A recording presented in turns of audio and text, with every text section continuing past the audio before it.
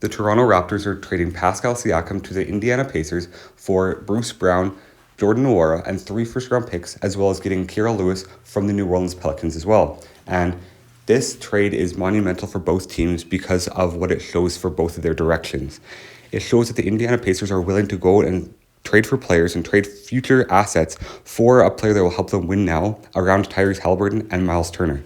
And it shows for the Raptors that they're committed to this rebuild and they're going to build around their young stars in Scotty Barnes, RJ Barrett, and Emmanuel Quickley. And that starts now for the Raptors as they get younger with a guy in Bruce Brown that can still play quality minutes for them, but you also get the 3 first-round picks that are going to be very valuable for them going forward as you try to build around your young stars, and you can do that through the draft. And the Raptors have shown to be very good at drafting. While Pascal Siakam was I think the 27th pick overall in the NBA draft, and they've shown to be a very good drafting team and a very good development team. So using these picks that might be in the late teens or early 20s, you can still get quality out of them. And especially with how the Raptors have drafted in the past, you can be very confident that they will find a gem in these later rounds of the draft.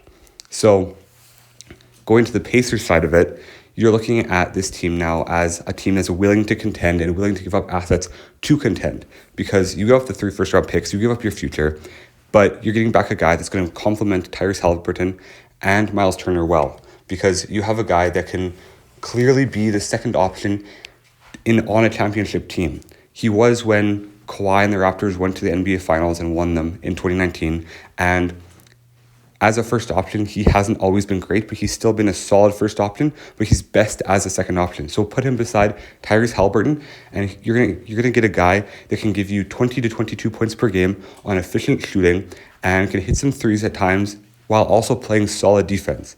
And this really benefits this Pacers team because outside of Tyrese Halliburton, sure, you're a playoff team, but you don't really have a direction because you don't have the superstar power to contend with a team in the Eastern Conference like a Boston or a Milwaukee, but you have a superstar that you want to build around in Tyrese Halliburton, and you have a solid defensive center in Miles Turner that can shoot the ball a little bit too. But they didn't have that secondary guy to go to in clutch situations, especially with Tyrese Halliburton out right now with hamstring strain.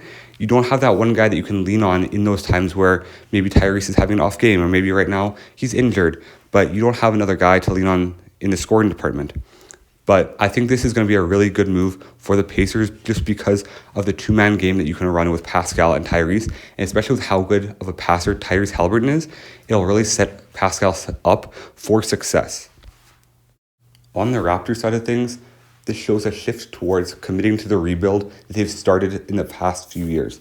And you had a big contract in Pascal Siakam and a guy that obviously is going to keep you somewhat relevant and somewhat competitive in games just because of how good of a player he actually is. But now you're trading him and giving back a lot of value in Bruce Brown and 3 first-round picks. And Jordan Nwora is a guy that you can use as an 8th or 9th man. But the big deal here is the 3 first-round picks because of how good the Raptors have been at drafting in the past. These picks may not be the highest picks in the world just because of how I think the Pacers will be good in the next few years, and the picks won't be in the lottery or anything, as they'll probably make the playoffs at the very least. But the Raptors have been so good at drafting throughout the past 10 years through the Masai Ujiri era that it doesn't matter where the pick is in the first round. I think the Raptors can get a lot of value for it, and they can develop players better than almost any organization in the NBA. So I have a lot of confidence that they can take these picks and turn them into at least above average role players, if not star players. Pascal Siakam was a 27th pick in the draft, and look how he has turned out in the NBA. He's a second option on a championship-winning team in 2019. But this shows a complete commitment to Scotty Barnes as your franchise player, and Coach Darko has hinted at that they want Scotty Barnes to be the guy in Toronto, that he is a franchise player, and now you're committing to him fully as the guy in Toronto. So this just shows that the Raptors are going to enter a few years of a tough period, but they're going to have a fun, exciting brand of basketball with Scotty, RJ, and Emmanuel Quickley. But these draft picks are going to be the key to this trade and to the Raptors' future success, because these picks are the future of this team.